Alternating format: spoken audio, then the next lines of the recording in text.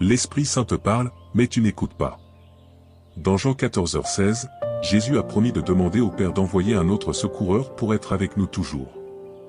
Ce secoureur est le Saint-Esprit qui réconforte, conseille et donne de la force aux croyants, surtout en temps de besoin. La vérité est que parfois, nous n'écoutons pas le Saint-Esprit. Parfois, c'est par simple ignorance, mais souvent, nous négligeons l'importance du Saint-Esprit dans notre marche spirituelle. Le Saint-Esprit est la troisième personne de l'éternité, avec Dieu le Père et Jésus-Christ le Fils. Le Saint-Esprit a 5 rôles clés dans la vie d'un croyant. Chaque croyant devrait connaître les 5 rôles du Saint-Esprit. Si nous ne connaissons pas les rôles du Saint-Esprit, comment comprendrons-nous quand le Saint-Esprit communique avec nous? Cordialement, rapidement ces 5 rôles. Le Saint-Esprit est notre enseignant. Il enseigne aux croyants à propos de Jésus et de la volonté de Dieu. Jésus a dit dans Jean 14h26, « Mais le défenseur, le Saint-Esprit que le Père enverra en mon nom, vous enseignera toutes choses et vous rappellera tout ce que je vous ai dit. » Le Saint-Esprit est un accusateur de péché. L'un des rôles du Saint-Esprit est d'accuser le monde en ce qui concerne le péché, la justice et le jugement, Jean 16, émoticône, n'en croyant pas ses yeux. Le Saint-Esprit éveille les gens à leurs besoins de repentance et de salut par Jésus-Christ. Guide le Saint-Esprit nous. Il guide les croyants dans la vérité. Jésus a dit dans Jean 16h13, « Quand le Consolateur sera venu, l'Esprit de vérité, il vous conduira dans toute la vérité. » Cela signifie que le Saint-Esprit aide les croyants à comprendre et interpréter la parole de Dieu et les guider dans la prise de décisions éclairées. Le Saint-Esprit nous donne la puissance.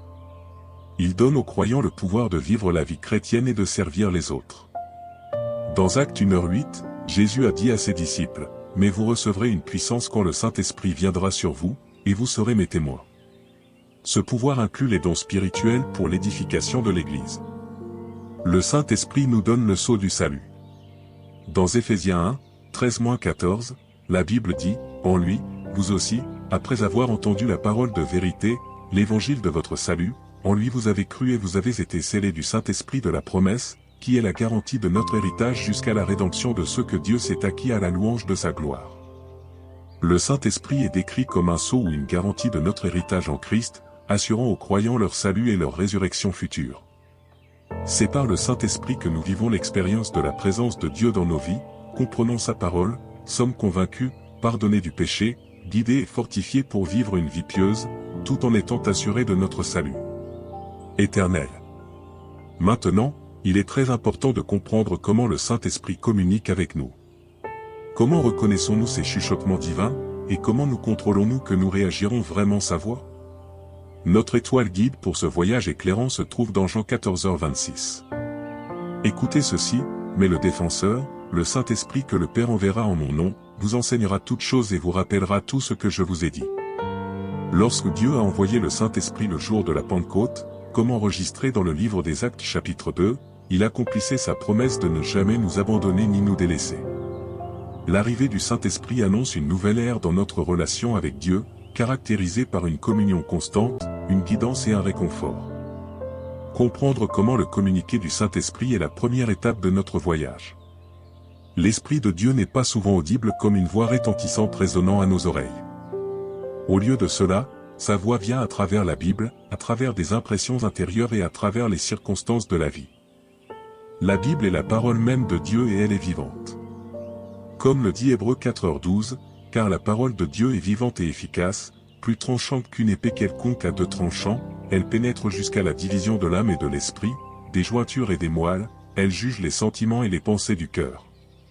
Lorsque nous passons du temps à méditer sur les Écritures, le Saint-Esprit insuffle la vie dans les mots, nous guidant vers la sagesse et la compréhension. En ce qui concerne les impressions intérieures, elles sont comme des poussées douces, une remue-ménage silencieuse en nous dirigeant vers un chemin ou une décision spécifique. Rappelez-vous dans le livre des Actes chapitre 8 lorsque le Saint-Esprit a dirigé Philippe vers l'eunuque éthiopien. Ce n'était pas un commandement bruyant et perturbateur, mais une impression intérieure qui a conduit Philippe à ministrer à l'eunuque, aboutissant au salut. Le Saint-Esprit communique avec nous de manière similaire, nous guidant dans notre vie quotidienne. Êtes-vous attentif à cette poussette douce et silencieuse? Écoutez-vous? Ensuite, la voix du Saint-Esprit se fait aussi entendre à travers les circonstances de la vie, qui peuvent souvent sembler aléatoires ou chaotiques. Mais vues avec des yeux spirituels, elles révèlent souvent les œuvres du Saint-Esprit. Pensez à l'histoire de Jonas qui a entendu la voix de Dieu mais a choisi de l'ignorer, ce qui a abouti à son ingestion par un gros poisson. Malgré sa désobéissance initiale, Dieu a utilisé les circonstances de Jonas pour le ramener à l'obéissance et accomplir sa mission divine. Êtes-vous comme Jonas? Entendez-vous la voix de Dieu mais choisir de l'ignorer?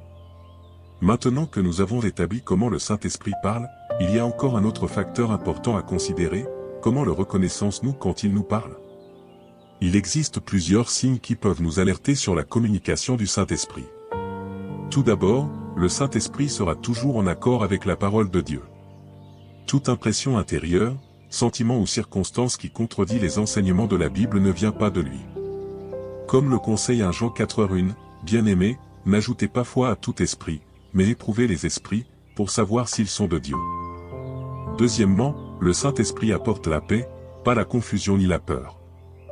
Dans ces moments où vous ressentez une paix inexplicable à propos d'une décision ou d'une situation, cela pourrait être le Saint-Esprit qui vous parle. Paul écrit dans 1 Corinthiens 14:33, « Car Dieu n'est pas un Dieu de confusion, mais de paix. » Troisièmement, la voix du Saint-Esprit s'aligne souvent avec les fruits de l'Esprit tels que décrits dans Galates 5:22-23. Les fruits de l'Esprit sont l'amour, la joie, la paix, la patience, la bonté, la bienveillance, la fidélité, la douceur et la maîtrise de soi. Si tu te sens poussé à agir d'une manière qui manifeste ces fruits, cela pourrait très bien être le Saint-Esprit qui te guide. Malgré tout cela, pourquoi échouons-nous souvent à écouter le Saint-Esprit? Une raison majeure est le bruit de ce monde.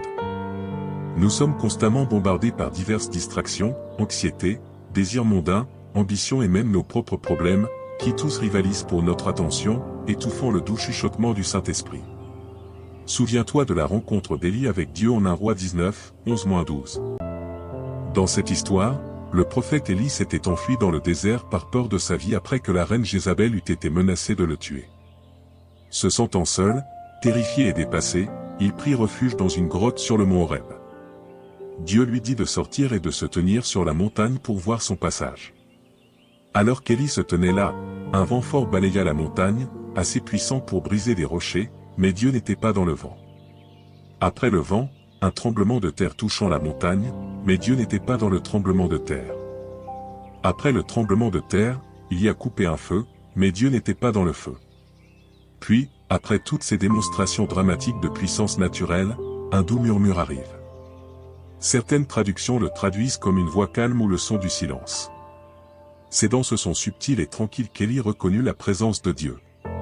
Ce passage suggère que bien que Dieu ait le pouvoir de commander le vent, le tremblement de terre et le feu, sa méthode préférée de communication avec son prophète, et par extension avec nous, est à travers un murmure doux et calme. Cette histoire nous rappelle l'importance de faire taire nos cœurs et nos esprits pour pouvoir entendre et reconnaître la voix de Dieu au milieu du bruit et du chaos de la vie. Une autre barrière significative à l'écoute de la voix du Saint-Esprit est notre propre obstination. Parfois, comme Jonas, nous choisissons d'ignorer le Saint-Esprit parce que sa direction ne correspond pas à nos désirs ou peut sembler trop difficile. Mais nous devons nous rappeler Proverbe 3, 5-6, « Confie-toi en l'Éternel de tout ton cœur, et ne t'appuie pas sur ta sagesse, reconnaissance-le dans toutes tes voies, et il aplanira tes sentiers. » Ainsi, nous avons un assistant constant dans le Saint-Esprit, mais nous devons accorder nos cœurs et nos esprits pour entendre sa voix. Nous devons nous immerger dans les Écritures, cultiver le discernement, être conscient de nos circonstances et maintenir un cœur prêt à obéir à la volonté de Dieu, un cœur prêt à écouter quand le Saint-Esprit nous parle. Passons maintenant au Seigneur dans la prière. Je veux que tu pries cette prière avec moi, soit en répétant les mots, soit en les disant dans ton esprit, afin que tu puisses recevoir toutes les bénédictions de cette prière. Prions. Père Céleste, le Tout-Puissant, le Créateur de tous les précieux et de la terre, je m'approche humblement de ton trône de grâce et de miséricorde. Je reconnais ta grandeur, ta puissance, ta souveraineté et ton amour inconditionnel pour moi. Seigneur, je me tiens devant toi en reconnaissant que j'ai besoin de ton guidage. Je désire entendre ta voix, être conduit par ton esprit, comprendre ton cœur. Je confesse, Seigneur, qu'il y a eu d'innombrables fois où j'ai échoué à discerner les doux murmures du Saint-Esprit. Je demande ton pardon. Père, j'admets que trop souvent j'ai choisi ma propre volonté, mes propres désirs au lieu de ton plan parfait. Comme Jonas, j'ai essayé de naviguer à travers les mers houleuses de la vie selon ma compréhension, et pour cela, je demande ton pardon. Seigneur, aide-moi à avoir confiance en toi de tout mon cœur et à ne pas m'appuyer sur ma propre compréhension. Seigneur, je demande une onction spéciale pour ouvrir mes oreilles spirituelles. Enseigne-moi à faire taire le bruit, les distractions, les peurs et les ambitions qui étouffent souvent les conseils du Saint-Esprit. Permets-moi de trouver des moments de calme, Seigneur, où je peux être tranquille et écouter ta voix. Seigneur, guide chaque domaine de ma vie par ton Saint-Esprit. Enseigne-moi, conseille-moi, corrige-moi, et aide-moi à aligner mon chemin sur la justice de Dieu. Père, j'ai compris que l'obéissance à la volonté de Dieu est impossible sans ton guidage. Je prie pour un renouveau de ma soif de ta parole. Alors que je cherche à explorer les Écritures, que le Saint-Esprit insuffle la vie dans chaque verset, me conduisant à une compréhension plus profonde de ta vérité. Seigneur, que ta parole me façonne, me transforme et me moule à l'image du Christ. Je prie pour le don du discernement, pour reconnaître quand le Saint-Esprit me parle. Aide-moi à porter les fruits de l'Esprit, amour, joie, paix, patience, bonté, bienveillance, fidélité, douceur et maîtrise de soi, afin que ces vertus guident chacune de mes interactions. Père, accorde-moi la sagesse de voir mes circonstances à travers tes yeux. Quand le Saint-Esprit parle à travers mes situations, accorde-moi la grâce de comprendre et de répondre selon ta volonté. Par-dessus tout, Seigneur, je prie pour un cœur d'obéissance audacieuse.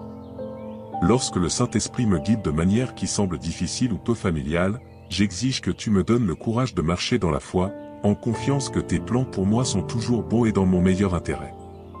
Merci, Père, pour ta promesse en Jean 14h26, que le Saint-Esprit m'enseignera toutes choses et me rappellera tout ce que tu as dit.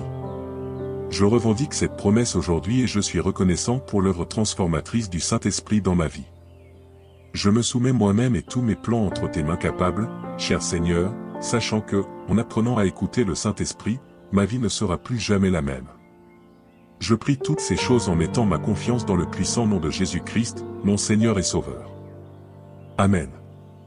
Maintenant, réclamez cette prière quotidienne puissante en tapant le mot « Amen » dans la section des commentaires ci-dessous. Que le Seigneur te bénisse abondamment et puissamment. Je déclare que toutes les bénédictions de cette prière sont maintenant sur toi au nom de Jésus. Merci.